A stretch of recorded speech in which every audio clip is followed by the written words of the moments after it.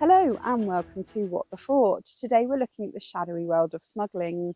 This dangerous trade was hazardous both to the smugglers and to those trying to stop it, and a surprisingly high number of important members of society were involved in receiving and storing the goods. Let's go and find out more.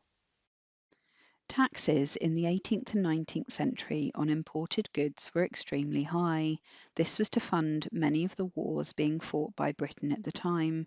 Smuggled goods could be sold for as much as half the amount that legal items would be sold for.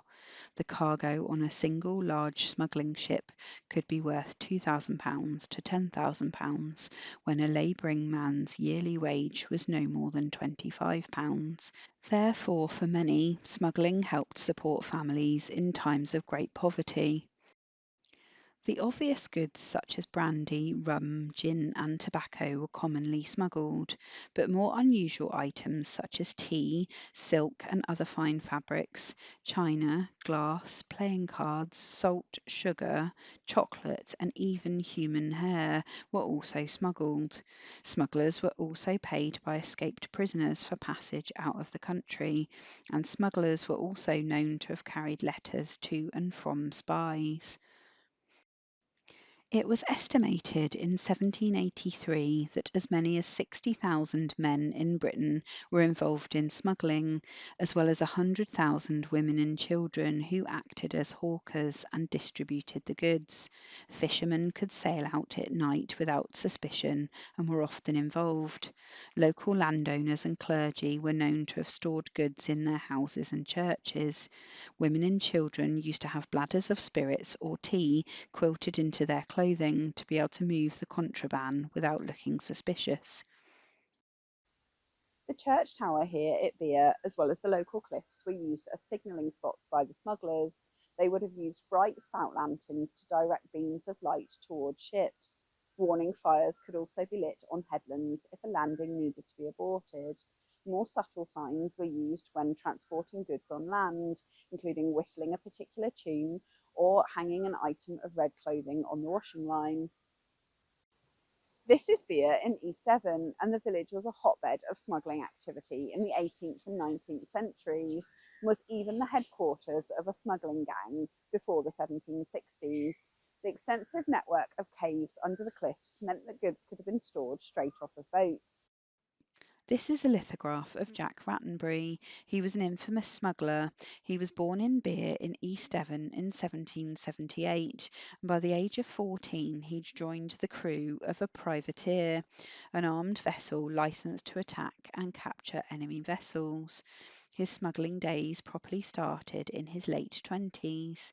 He was captured in 1806 and chose a naval service rather than prison, but he escaped and was recaptured at least a dozen times, escaping each time.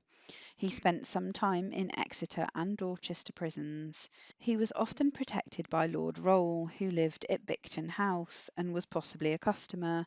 He made his last trip to Cherbourg in 1833, and he was caught for a final time in 1836, bringing a cartload of smuggled brandy from Torquay.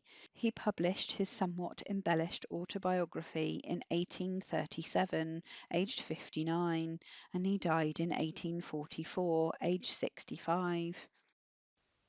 The preventative men were tasked with trying to stop the smuggling, but many were attacked or killed while trying to stop the trade.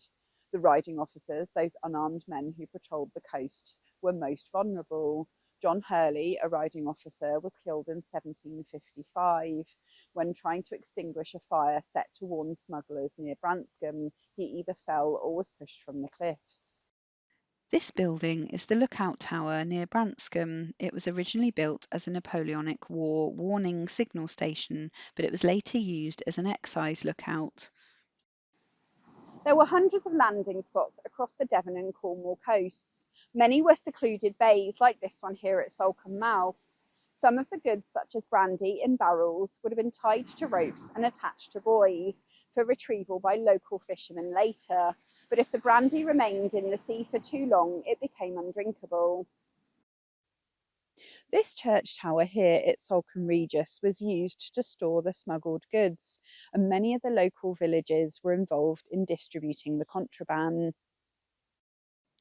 This is the Salem Chapel, a nonconformist chapel near East Budleigh, 2 miles inland. There were many rumours that smuggled goods were stored in the chapel's roof.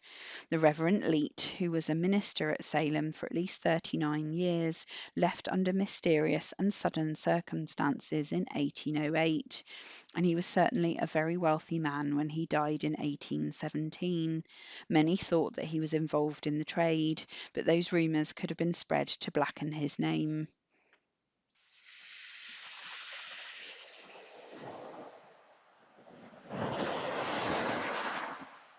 If you wake at midnight and hear a horse's feet, don't go drawing back the blind or looking in the street. Them that ask no questions isn't told a lie. Watch the wall, my darling, while the gentlemen go by. 5 and 20 ponies trotting through the dark, brandy for the parson, baccy for the clerk, laces for a lady, letters for a spy. Watch the wall, my darling, while the gentlemen go by. At times, up to a quarter of Britain's overseas trade was thought to be carried out illegally, with large amounts coming through the southwest. This led to a dangerous battle between the smugglers and the local authorities. Thanks for watching, and if you've enjoyed this video, don't forget to like and subscribe. Hope to see you soon.